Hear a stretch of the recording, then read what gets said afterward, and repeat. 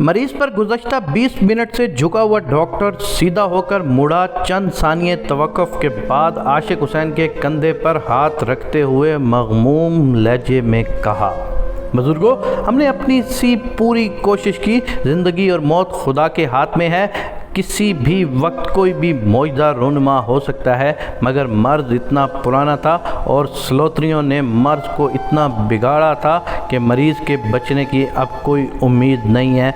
बामुश्किल 13 घंटे जी सकेगा। आशिक हुसैन ने नीली आंखों से, जो बकसरत रोने से लाल हुई थी, डॉक्टर की तरफ देखते हुए कहा, डॉक्टर साहब, क्या मेरा जवान जहान बेटे के बचने का कोई इम्कान नहीं है? डॉक्टर ने तासुफ़ के साथ कहा, मुझे इंतहाई अफसोस के साथ कहना पड़ रहा है कि शायद ही हम आपके बेटे को बचा सकें। अच्छा डॉक्टर साहब, फिर हमें इजाज़त दीजिए कि हम घर की राह लें। आशिक हुसैन ने डॉक्टर को मुखातिब करते हुए कहा। डॉक्टर इस तकाज़े पर शशदर रह गया। हैरत से कहा, बुजुर्गों, आपके बेटे पर जान की तारी है, वो जान देने के कर्ब में मुब्तला है। यहाँ हम उससे ऐसी अद्वियात ड्रिप में डालकर दे रहे हैं कि जिससे मौत का अमल कम तकलीफ़ दे हो, दर्द का एहसास कम हो और रूह कदरे कम तकलीफ़ से निकल जाती है, और आप नीम मुर्दा बेटे को घर ले जाने की बात कर रहे हैं। आशिक हुसैन ने अफसरदगी के साथ कहा, डॉक्टर साहब, आप मौत की तकलीफ़ की बात कर रहे हैं, लेकिन आप ज़िंदगी के दर्द से वाकिफ़ नहीं हैं। कभी तो गरीब रहकर ज़िंदा रहने का तजर्बा कर लीजिए, कभी तो गरीब की तरह मर के देख लीजिए। आपको क्या मालूम, गरीब की ज़िंदगी और गरीब की मौत किसी महशर से कम नहीं होती। हमें हस्पताल से जाने की इजाज़त दीजिए, सरकार पर मज़ीद बोझ नहीं डाल सकते। डॉक्टर ने गुस्से होकर कहा, यही तो तुम लोगों की जाहिलियत है। पहले जवान बेटे को खुद साख्ता डॉक्टरों, हकीमों और पीरों फ़कीरों से इलाज करवाते हुए मौत के मुंह में धकेला करते हैं। एक सादा आम सी बीमारी को इतना पेचीदा कर दिया और बेचारा इस दुनिया से रुखसत हो रहा है, अब उसे चैन से मरने भी नहीं दे रहे। क्या ये आपका फर्जंद है या दुश्मन?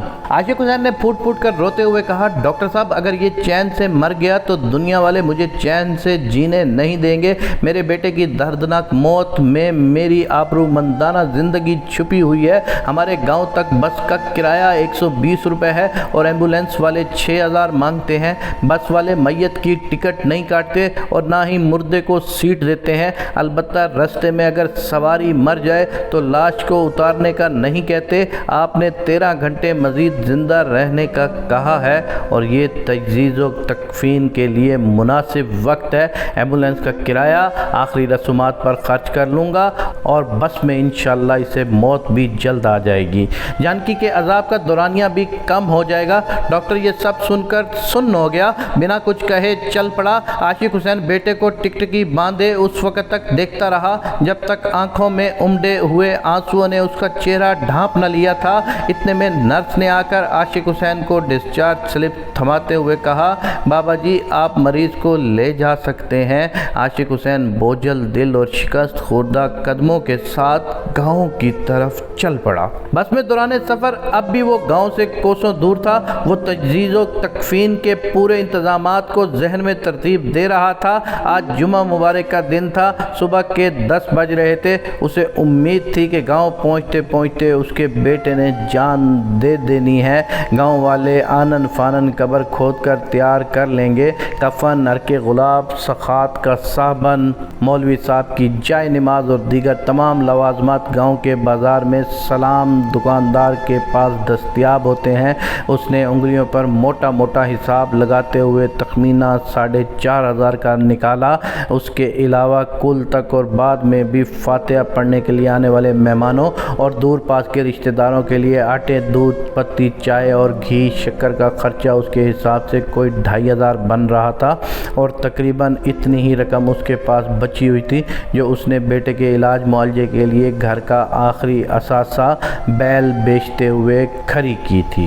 انسانوں سے جانور اچھے ہوتے ہیں، ضرورت کے وقت تو کام آتے ہیں۔ اس نے لمبی سانس لیتے ہوئے سوچا، ورنہ انسان تو مشکل میں منہ موڑ لیتے ہیں اور خواہ مخواہ کے لیے اشرف المخلوقات بنے پھرتے ہیں، ورنہ کہاں جانور اور کہاں انسان۔ جوں گاؤں قریب آتا جا رہا تھا تو اس کی پریشانی بڑھ رہی تھی۔ اس نے جنازے کا وقت ظہر کی نماز ادا ہوتے ہی طے کر لیا تھا اور مغرب تک ساری رسومات ادا ہو چکی ہوں گی۔ مغرب پڑھنے کے بعد مسجد میں گاؤں والوں اور مہمانوں کو جو کھانا اس نے دینا تھا اس کا انتظام اس سے نہیں ہو پا رہا تھا۔ کسی سے ادھار لینا تو ناک کٹنے والی بات ہوتی ہے۔ چلو بھر پانی میں ڈوب مرنے کا مقام تھا، شرم کی بات تھی۔ زندگی بھر گاؤں والے تانے دیتے کہ بیٹے کو ادھارے کا کفن پہنایا تھا، مسکینوں کی طرح زمین میں گاڑا تھا، بغیر رسومات ادا کیے جانے کے دفنانا تھوڑی ہوتا ہے، گاڑنا ہی تو ہوتا ہے۔ اس نے شکر ادا کیا۔ اس نے مردہ بیٹے کو گاؤں لانے کی بجائے جاں بلب بیٹے کو لانے کا فیصلہ کیا، ورنہ گاؤں میں شلوار بھی اترتی اور بیٹے کی بخشش بھی نہ ہوتی۔ گلابو کمہار کے ساتھ یہی تو ہوا تھا۔ بیوی کی موت پر جنازے کے بعد نہ مولویوں میں سخات بانٹ سکا اور نہ ہی امام مسجد کو جائے نماز خرید کر دے سکا اور نہ ہی تدفین کے بعد لوگوں کو کھانا کھلا سکا۔ مولوی صاحب تو صاف بات کرنے کے عادی تھے۔ انہوں نے تو برملا کہا تھا کہ گلابو کمہار کی بیوی کی بخشش نہیں ہوگی، اور اگر پھر بھی کوئی نیکی کام آ گئی اور بخشش ہو بھی گئی تو عذاب قبر تو تا قیامت پکا ہے۔ یہ بیچارہ گلابو کمہار، بیوی بھی جہنمی، اور وہ بھی آج تک کسی سے آنکھ ملانے کے قابل نہیں رہا۔ عاشق حسین کو جھرجھری سی آ گئی اور ایک مرتبہ پھر اپنے آپ کو داد دی کہ بیٹے کو جھانکنے کی حالت میں ہسپتال سے نکالا، ورنہ اگر یہی پیسے ایمبولنس پر خرچ ہوتے تو اس کا انجام بھی گلابو کمہار جیسا ہوتا اور بیٹا عذاب قبر سہتا۔ اچانک عاشق حسین کو زبردست جھٹکا لگا۔ ڈرائیور نے اتنے زور سے بریک دبائی تھی کہ سڑک پر ٹائروں کے نشان پڑ گئے اور پہیوں کے گھسنے کی کریا آواز بھی دور تک سنائی دی، مگر ڈرائیور پھر بھی ان 3 کتوں کو نہیں بچا سکا تھا جو کسی کتیا کا تعاقب کرتے ہوئے کتیا سمیت چلتی بس کی زد میں آ گئے تھے۔ جنس کی شدت ہمیشہ حواس چھینتی ہے۔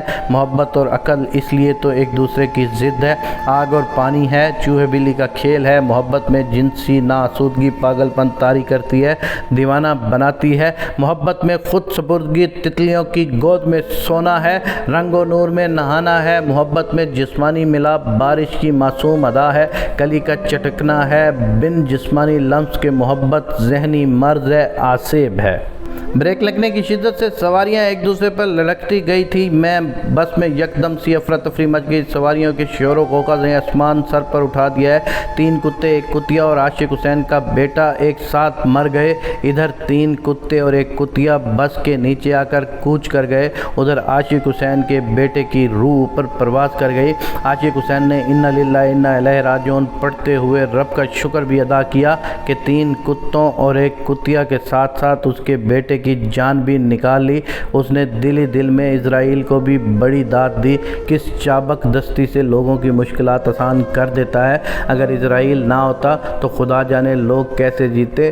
بیٹے اور کتے کے مرنے کا وقت اور مقام جیسے اس کے ذہن میں نقش کر گیا ہو۔ کنڈکٹر نے جلدی جلدی مرے ہوئے کتوں کو ٹانگوں سے پکڑ کر کھینچتے ہوئے سڑک کے کنارے ڈال دیا اور بس روانہ ہوئی۔ تقریباً 5 منٹ بعد بس عاشق حسین کے گاؤں کے سٹاپ پر رکی۔ سٹاپ کے قریبی گھر سے چارپائی منگوا کر عاشق حسین نے گاؤں والوں کی مدد سے بیٹے کی لاش چارپائی پر رکھی اور گھر کی راہ لی۔ بس اس گاؤں کے واحد سواریوں کو اتارنے کے بعد دھواں اگلتے ہوئے آؤں آؤں کی آوازیں نکالتے اگلی منزل کی طرف رینگنے لگی۔ عاشق حسین نے گاؤں والوں اور رشتہ داروں کے حوالے تجدید و تکفین کے انتظامات کرتے ہوئے چھوٹے بھائی کو ساری نقد رقم بھی ہاتھ میں تھما دی۔ خواتین کے بین اور گاؤں والوں کی باآواز بلند انتظامات بارے باتوں کے دوران عاشق حسین ایک بڑی بوری میں 1 عدد کلہاڑی، تیز دھار والی چھری اور کام والے میلے اور بوسیدہ کپڑے رکھ کر خاموشی کے ساتھ نکل گیا۔ تھوڑی دیر بعد وہ جائے حادثہ پر موجود تھا۔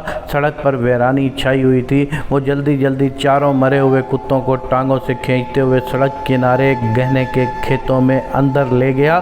بجلی کسی سرعت کے ساتھ اس نے 4 کتوں کو کاٹ کر بوری میں ڈالا اٹھا اور کپڑوں کے اوپر پہنے ہوئے میلے اور خون آلود ملبوس کو اتار کر ماچس کی تیلی سلگا دی۔ گھر داخل ہو کر اس نے بڑی بیٹی کو گوشت حوالے کر کے میت کا کھانا تیار کرنے کے بارے میں اچھی طرح سمجھایا اور باہر نکل کر فاتحہ کے لیے آنے والوں میں گھل مل گیا۔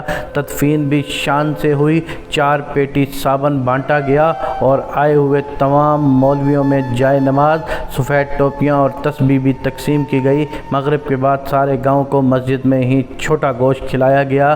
گرم گرم تندور کی روٹیوں کے ساتھ سب نے پیٹ بھر کر کھایا، خوب واہ واہ ہوئی، سب نے لذت کی تعریف کی۔ عاشق حسین مطمئن تھا کہ انشاءاللہ میت کا ایسا کھانا گاؤں میں کسی کے باپ نے بھی اب تک نہیں دیا ہوگا اور نہ ہی آئندہ 100 سالوں میں کھلایا جا سکے گا۔ عاشق حسین نے ایک بھرا ہوا خوانچہ مولویوں صاحب کے گھر بھی بھجوایا، خوب دعائیں ہوئیں اور مرحوم کو شہید کا درجہ بھی عطا ہوا۔ اگلی صبح فجر پڑھ کر بھری مسجد میں مولوی صاحب نے عاشق حسین کو مخاطب کیا، بھائی عاشق حسین، رات کو تو بڑی عجیب بات ہوئی۔ میں نے اور مولانی جی نے اکٹھے ایک ہی خواب دیکھے کہ تیرا برخوردار جنت کے باغوں میں چہل قدمی کر رہا ہے، خوش و خرم ہے۔ میں نے تو بس صرف یہی دیکھا، مگر مولانی جی کہہ رہی تھی کہ اسے شہید نے کہا کہ ابا کی حویلی بھی وہ جنت میں دیکھ چکا ہے جس کی سفید موتیوں کی چمک دمک آنکھوں کو خیرہ کرتی ہے۔ تمام جماعت اشش کر اٹھی۔ عاشق حسین زیر لب مسکرایا۔ اسے پہلی مرتبہ نجی اس کتے کی پارسائی کے زور کا علم ہوا تھا۔ واقعی جنت کا ہر راستہ پیٹ سے گزرتا ہے اور جہنم بھوک کی پیداوار ہے۔ عاشق حسین نے دل ہی دل میں ان 4 کتوں کا شکریہ ادا کیا کہ نجس ہونے کے باوجود ان کی انا اور دین کو قائم رکھا، اس کے بیٹے اور اسے جنت تک لے جانے کا سبب بنے۔ پہلی مرتبہ اس کے دل سے کتوں کے لیے دعا نکلی۔ اگر ان کتوں نے آج اس کی پردہ پوشی نہ کی ہوتی تو انسان تو اسے برہنہ کر چکے تھے۔